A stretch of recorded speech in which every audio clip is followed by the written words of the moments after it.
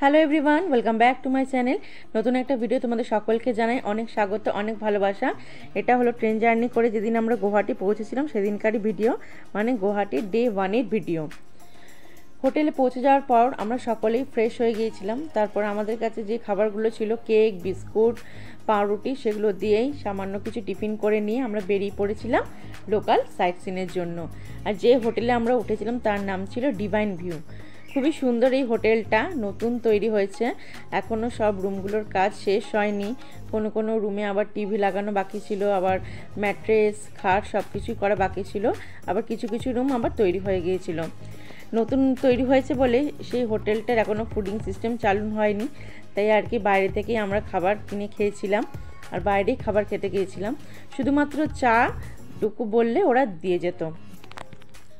তারপর আমরা অটো করে চলে এসেছি দেখো লঞ্চ ঘাটে।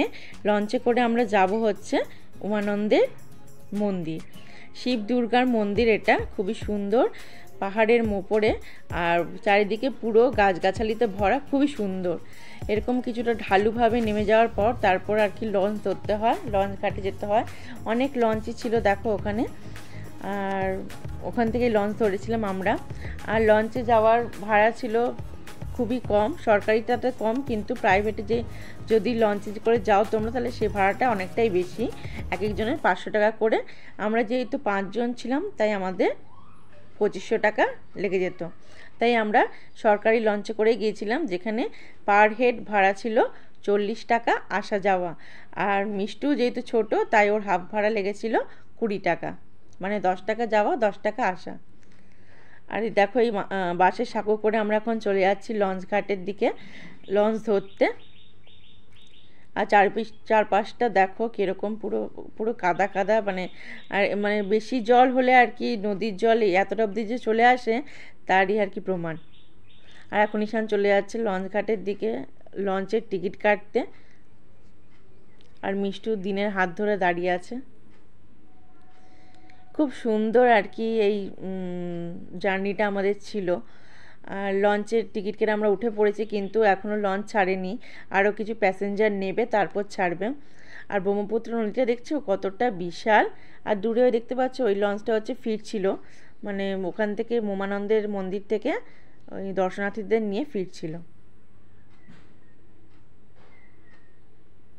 সব এখানে দেখো ফটোশ্যুট করছে, ভিডিও করছিল, আর খুব সুন্দর হাওয়া দিচ্ছিল। গরম থাকলেও হাওয়া দেওয়ার কারণে গরমটা খুব একটা লাগছিল না। গুয়াহাটিতেও বেশ ভালোই গরম ছিল, ব্যান্ডেল বা কলকাতার মতো অত গরম নয়, কিন্তু ভালোই গরম ছিল। দেখো পাশে আর একটা লঞ্চ চলে যাচ্ছিল উমানন্দের মন্দিরের দিকে, আর আমরা উমানন্দের মন্দিরের কাছে প্রায় চলে এসেছি। দূরে যে গাছগুলো দেখতে পাচ্ছ, গাছগাছালিগুলো, ওরই ভেতরে হচ্ছে উমানন্দের মন্দির। উমানন্দের মন্দিরের চারপাশটা গাছগাছালিতে ভরা, আর ভেতরের দিকে মন্দিরটা ছিল, আর তাই আর কি দূর থেকে স্পষ্টভাবে দেখা যায় না।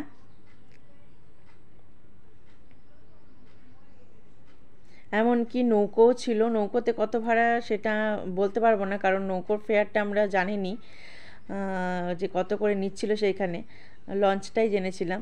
আর দেখো কীরকম কতটা স্বচ্ছ জল ব্রহ্মপুত্রের, দেখো কী সুন্দর পরিষ্কার জল।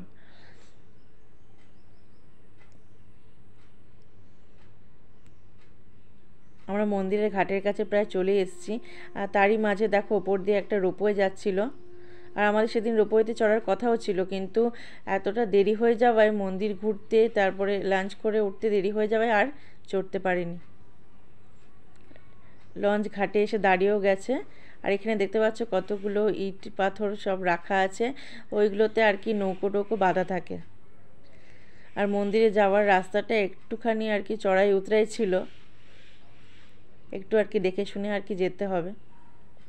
আর মন্দিরে যাওয়ার দুই পাশেই ছিল ফলের দোকান, অনেক ফলের দোকান ছিল, তারপর টুকটাক ঘর সাজাবার জিনিসের দোকানও ছিল। আর গরম ছিল বলে সব আর কি ফল কিনে খাচ্ছিল, কাটা ফল বিক্রি হচ্ছিল, দেখো আবার গোটা ফল বিক্রি হচ্ছিল, সবই হচ্ছিল, ডাব ছিল। আর এখন আমরা ঢুকছি উমানন্দের মন্দিরের ভেতরে। আর এখানে যে গেটটা দেখছি এটা হচ্ছে গেট নাম্বার 1, এটাই হচ্ছে মেন গেট। এখান থেকেই সিঁড়িগুলো সব পেরিয়ে আমাদের যেতে হবে উমানন্দের মন্দিরের ভেতর। আস্তে আস্তে উঠছে সবাই। কিছুটা আর কি সিঁড়ি ভাঙার পর তারপরে এই ভিডিওটা করা।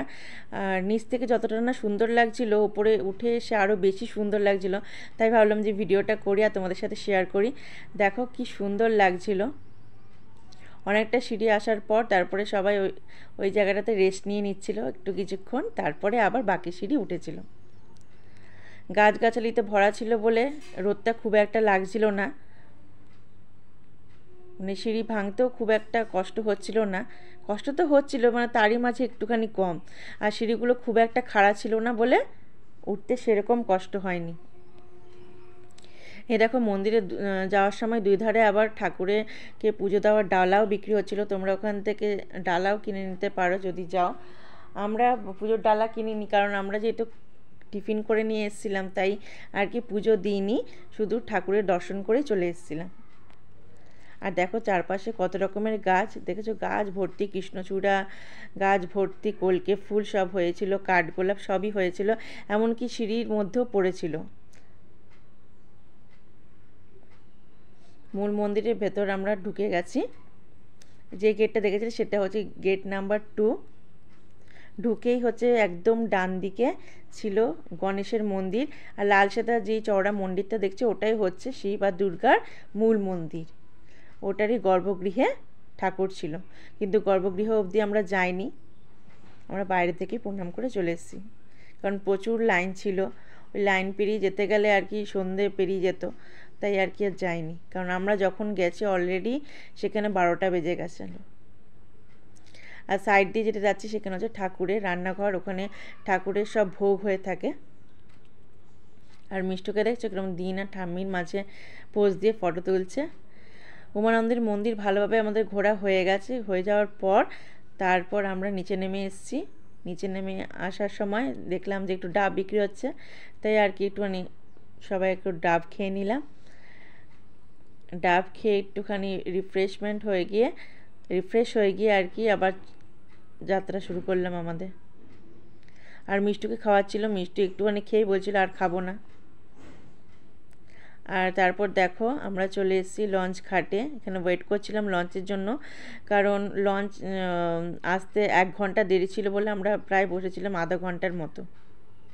আর মিষ্টুর আর ভালো লাগছিল না তখন, কারণ মিষ্টুর খুব খিদেও পেয়ে গেছিলো আর দেরিও হয়ে গেছিলো। উমানন্দের মন্দির ঘুরে এসে আমাদের এখানে লঞ্চ ঘাটে আস্তে আস্তে প্রায় 1:30 পৌনে 2 বেজে গেছিলো।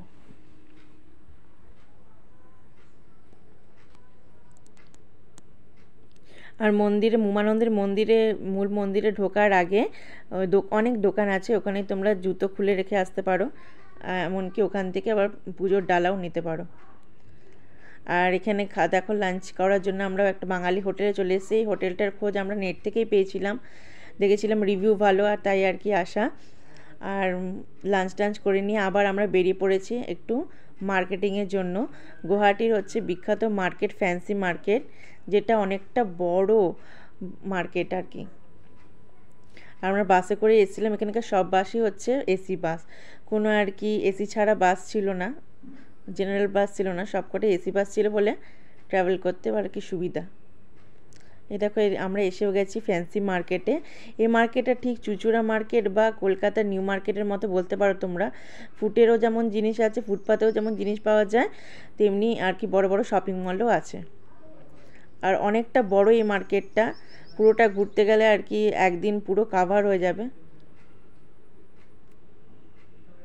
এই দেখো কি সুন্দর সুন্দর ব্যাগের কালেকশন দেখেছো, এগুলো কিন্তু সব ফুটেরই দোকান।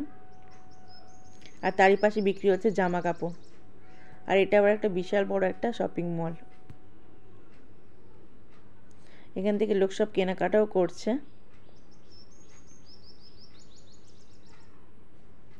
এটা দেখে তো আমার পুরো নিউ মার্কেটের কথা মনে পড়ে গেল, যে বিয়ের আগে আমিও কতই না গেছিলাম, মানে যেতাম সেই নিউ মার্কেটে, আর কত কিছুই না কিনতাম। বিশেষ করে তো কানের মানে সাজগোজের জিনিস তো কিনতাম। কানের দুলটা আমার খুব ফেভারিট, কানের দুল কিনবই কিনবো, আর কিছু কিনি বা নাই কিনি।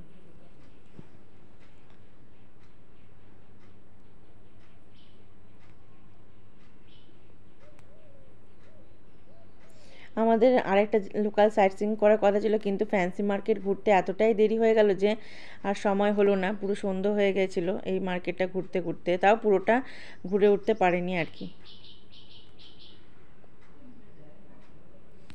এমনকি রোপওয়ে চড়ারও কথা ছিল, কিন্তু সেটাও চড়া হয়নি।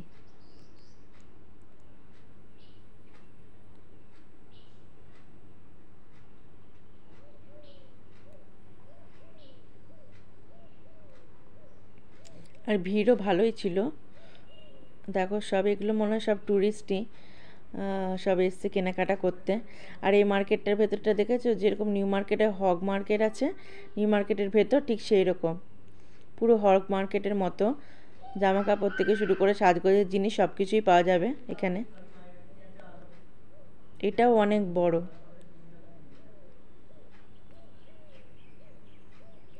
তারপরে আমরা চলে এসেছিলাম হচ্ছে মেখলা কিনতে। আর কম রেঞ্জেরও মেখলা ছিল, আবার হাই রেঞ্জেরও মেখলা ছিল।